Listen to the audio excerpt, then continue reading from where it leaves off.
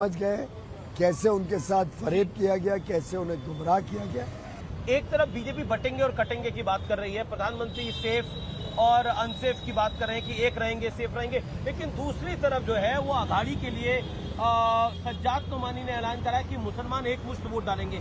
तो पोलराइजेशन जो है वो अगर होगा तो क्या आपको लगता नहीं है इसका नुकसान आपकी युति को होगा? क्योंकि एक तरफ तो वोट परसेंटेज भी ज्यादा होती है और एक मुश्त वोट पड़ता है, दूसरी तरफ बंटवारा होता ही होता है, ये तय है। ऐसा है कि हम कभी नहीं मानते हैं कि कोई भी समुदाय कोई अलग है। हम 140 करोड़ लोगों को एक होने का आह्वान करते हैं। योगी कहते हैं बटेंगे कटेंगे, राष्ट्र भावना के साथ किसके बट्टे और किसके कटने देश की के बात करते प्रति हैं? जो लोग धर्म के आधार पर राजनीति करते हैं, धर्म के आधार पर अपील करते हैं कि कोई एक पक्ष को या एक पार्टी को वोट दे, मैं समझता हूं उनके खिलाफ हमारी लड़ाई। देखिए, मेरा परिचय आपसे बहुत पुराना है। आपने 2012-13 में भी जब मोदी जी चुनाव लड़ रहे थे तब भी रणनीति बनाई, 2019 में भी बनाई, 2024 में भी बनाई। मोदी जी जब कोई नारा लगाते हैं तो उसके कुछ मायने होते हैं, जैसे एक रहेंगे तो सेफ रहेंगे, तब नारा दिया था कि फिर एक बार मोदी सरकार। तो क्या इस नारे के मायने क्या हैं? क्योंकि कहीं ना कहीं ऐसा लग रहा है कि बीजेपी जो है वो पोलराइज करना चाहती है इलेक्शन को। आप जो उलेमा के जिस प्रकार के वक्तव्य है, जिस प्रकार की संस्थाओं ने मिलकर देश को बांटने की, समाज को बांटने की कोशिश की है, उनसे चौकन्ने रहने के लिए। कह रहे कि मुसलमान एक वोट एक तरफ डाले, तो नहीं कहा है।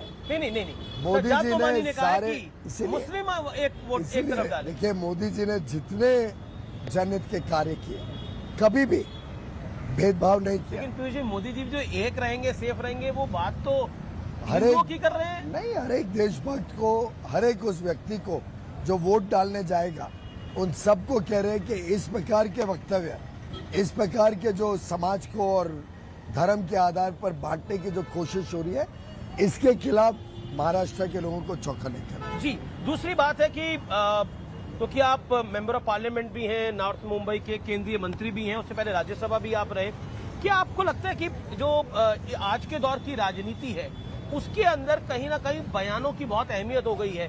जब एक तरफ से बयान आता है उद्धव ठाकरे का कि एजेंसीज जो हैं वो हमें परेशान करने की कोशिश कर रही है, उनका बैक चेक हो गया है, एक नैरेटिव बन रहा है और उनके प्रवक्ता ने बोला, मेरे कार्यक्रम में बोला कि जो इलेक्शन कमिश्नर हैं वो बीजेपी के अनुसार काम कर रहे हैं। Election commissioner Rajiv Kumar. अमित जी, आप तो बड़े अनुभवी पत्रकार हैं जी। आप भली बात ही जानते हैं कि हर चुनाव में हर एक जो अलग अलग प्रकार से ट्रैवल कर रहा होता है या प्रेस की गाड़ी सड़क पे भी कोई जा रहा होता है, मैं तो अपने घर रात को लौटता हूँ तो पुलिस वाले चेक करते हैं गाड़ी। आपकी गाड़ी भी चेक हुई है? मेरी गाड़ी भी हुई है, मेरा प्लेन भी हुआ है। तो ये एक बेबुनियाद छोटे से मुद्दा जो उनका कानूनी दायित्व है निभा रहे हैं, उसके ऊपर जब उद्धव ठाकरे जी को आ जाना पड़ता है, उन्होंने बोला कि और उसपे सिंपैथी क्रिएट करने की कोशिश कि मेरा क्यों बैग चेक हुआ, जैसे को ये एक विशेष क्लास है या क्योंकि वो एक ठाकरे हैं या एक पक्ष के नेता हैं उसके कारण उनको कोई इम्यूनिटी है। ये महाविनाश अखाड़ी की विनाश की तरफ जाने का सोच है। मैं आपको याद दिलाता हूं, कोई बड़ा मुद्दा नहीं है, कोई विषय है क्या? सबका बैग चेक, आपका भी हुआ है। अरे भाई, एकनाथ शिंदे जी का हुआ है, देवेंद्र फडणवीस का हुआ है, अजित पवार का हुआ है, गडकरी जी का हुआ है, हुआ है। मुझे कल परसों बताया गया कि मेरे सामने तो नहीं हुआ, मुझे बताया गया कि वो बैग चेक करने आए थे लोग, पूरा प्लेन चेक किया। कहने का तात्पर्य ये है, जब कोई नेता ऐसी छोटी बातों से डरने लग जाए उसके दो वजह हो सकती जी। या तो दिल में कुछ खोट है जी, डर है कि मैं कुछ कर रहा हूँ जो पकड़ा जाएगा, मेरे गलत कारनामे बाहर आ जाएंगे, या इतना हताश हो गए कि अब उनके पास चुनाव में कोई मुद्दा ही नहीं है। उन्होंने बोला कि जो अधिकारी आज मेरा बैग खोल रहे हैं मैं उन्हें खोल दूंगा। जरूर, उनका जो इच्छा है वो ख्वाबी पुलाव बना सकते हैं, तो दुर्भाग्य से उनके इतनी बुरी हार होने वाली है कि अधिकारियों को कोई डरने की आवश्यकता नहीं है। सिंपैथी वोट क्योंकि लोकसभा चुनाव में पड़ा, ये सवाल मैं इसलिए पूछ रहा हूँ आपसे, सिंपैथी वोट लोकसभा चुनाव में पड़ा तो क्या वो सिंपैथी वोट दोबारा पड़ सकता है, आपको लगता है? मुझे लगता है कि झूठ और फरेब के आधार पर आप एक बार लोगों को गुमराह कर सकते हो, बार बार झूठ को आप इस्तेमाल करो तो लोग उल्टे रिएक्शन में आपसे और नाराज होते हैं। जी, लेकिन क्या आपको लगता है कि जिस तरह से अजीत पवार की तरफ से भी बयानबाजी हुई कि बटेंगे और कटेंगे जो है वो महाराष्ट्र में नहीं चलेगा, क्या आपको लग रहा है कि और वो गठबंधन के बाहर भी कहीं अपॉर्चुनिटी तलाश रहे हैं? ऐसा लगातार इस तरह के बयान उनके नेता मेरे तो लगातार अजीत पवार जी से मिलना होता है। मैं समझता हूँ उन्होंने अपना मन बनाकर ही भारतीय जनता पार्टी और महायुति में शामिल हुए, हमारे साथ शामिल हुए। और मुझे लगता है कि ये भी एक आप लोग का थोड़े हेडलाइंस बनाने के लिए हेडलाइन तो वही देते हैं पीयूष जी। तीन चीजें बहुत अहम है। एक है इस महाराष्ट्र की राजनीति के अंदर विकास कितना बड़ा मुद्दा है। दूसरा, बार बार कहा जा रहा है कि एक कॉर्पोरेट हाउस बड़ा बार बार दखल दे रहा है, बीजेपी की मीटिंगों में था, उसको लेकर भी बहुत सी बातें कही जा रही हैं। उस पर आप क्या कहना चाहते हैं? मुझे लगता है कि उसका खुलासा तो ऑलरेडी पूरा हो गया है, उसमें कोई था नहीं मीटिंग में।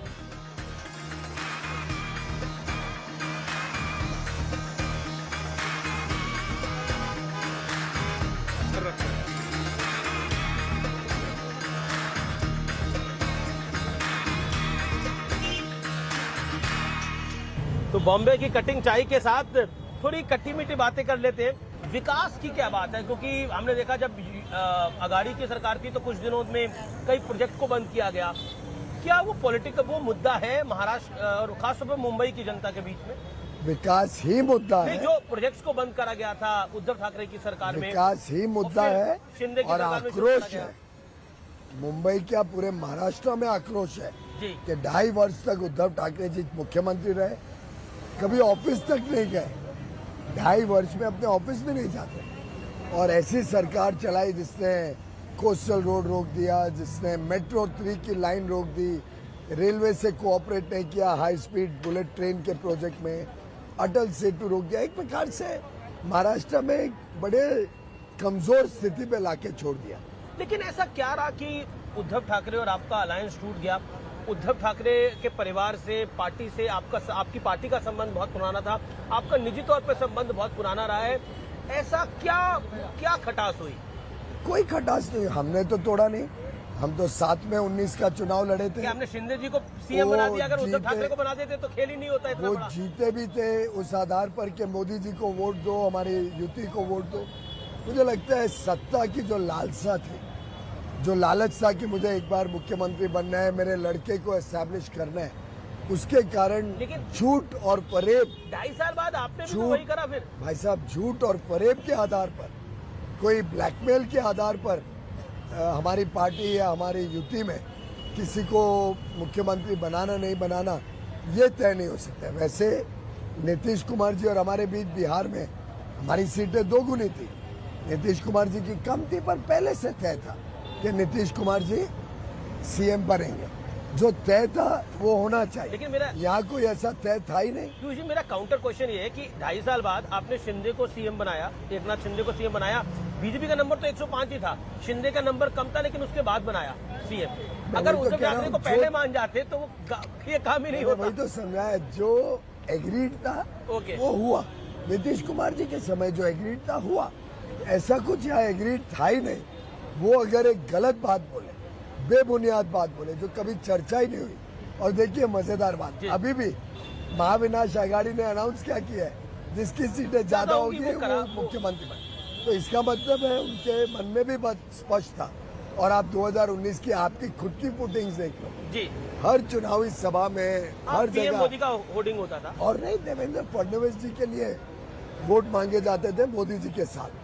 तो सभी को स्पष्ट था कि भारतीय जनता पार्टी का सीएम। इस बार सरकार आई तो सीएम कौन होगा? चुनाव के बाद मिल बैठ के बात करके तय कर लेंगे। आज तो चुनाव जब चल रहा है तो एकनाथ शिंदे जी मुख्यमंत्री है। राहुल गांधी लगातार महाराष्ट्र को लेकर बड़े सारे बयान दे रहे हैं और राहुल गांधी लगातार कह रहे हैं कि भारतीय जनता पार्टी एक डिफाइसिव पॉलिटिक्स करती है, उनका डेवलपमेंट एजेंडा नहीं है और मोदी कुछ भी कर लें, जातिगत जनगणना तो होके रहेगी। राहुल गांधी जी जितना बोलते रहे, लोगों में कोई विश्वास तो है नहीं, कोई लोगों में उनके प्रति भरोसा खत्म हो गया है। जिस प्रकार से वो दुनिया भर में जाके भारत और भारतवासियों का बदनामी करते हैं, मैं समझता हूँ लोगों में आक्रोश है और उनकी बातों के झांसे में अब आते नहीं है। महाराष्ट्र के चुनाव में भी आपने देखा होगा वो कुछ ज़्यादा आए नहीं है। शायद उनके स्थानीय नेता भी नहीं चाहते कि वो यहाँ आए, क्योंकि यहाँ आएंगे तो क्या पता सावरकर जी को कब बदनामी करने की कोशिश करेंगे, उनके लिए बुरा भला बोलेंगे। समझा दिया कि मत बोलना अभी। भाई प्रधानमंत्री जी ने कहा है ना कि उद्धव जी एक बार तो उनके मुंह से बाला साहब ठाकरे जी की तारीफ करके दिखवाए। काय की पार्टी का अलायंस है, कैसी युति है, कैसी उनकी अलायंस है, कैसी आघाड़ी है। अगर आइडियोलॉजिकल कुछ बोरिंग ही नहीं या सिर्फ एक मैरिज ऑफ कन्वीनियंस, सत्ता के लोभ में lust of power is the only defining feature of this. आखिरी राउंड में मैं 3 नेताओं के नाम लूंगा और आपकी प्रतिक्रिया उसके ऊपर।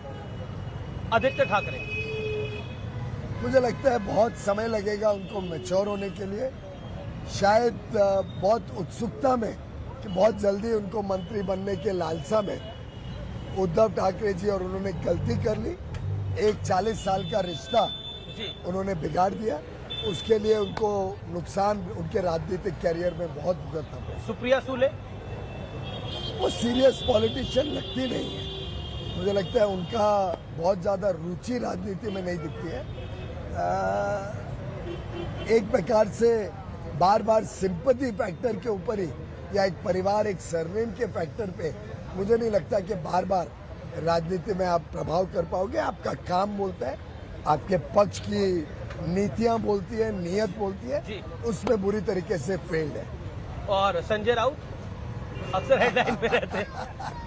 क्या कमेंट कर सकते हैं जो व्यक्ति को खुद को पता नहीं आज क्या बोलते हैं, हेलो क्या बोलते हैं, खुद उनको ही पता नहीं होता है लगता है। और जिस प्रकार की कड़वाहट उनमें भरी हुई है, मैं समझता हूं कि कोई महाराष्ट्र का व्यक्ति ऐसी कड़वाहट, ऐसी ओछी बातें और समाज को धर्म के आधार पर, समाज को जाति के आधार पर, लोगों को आपस में। राज्यसभा में तो आपसे मिलते होंगे, तो आपने कभी समझाने का प्रयास नहीं किया? समझने वाले समझ सकते हैं जी, जो ना समझे वो अनाड़ी है। मैंने तो नहीं कहा, तो आपका इच्छा है, आपको जो समझना।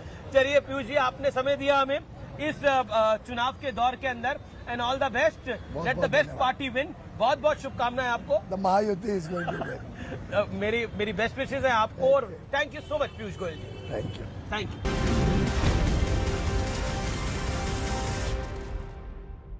काम आएंगे। इसमें पार्टिसिपेट करने के लिए दिए गए लिंक पर अभी क्लिक करें और 7 दिसंबर की सीट आज ही रिजर्व करें। जल्द मिलेंगे स्टार्टअप गुरुकुल में। 10 के दिनदार ट्रेड्स में आप सभी का स्वागत है। हर रोज 10 बजे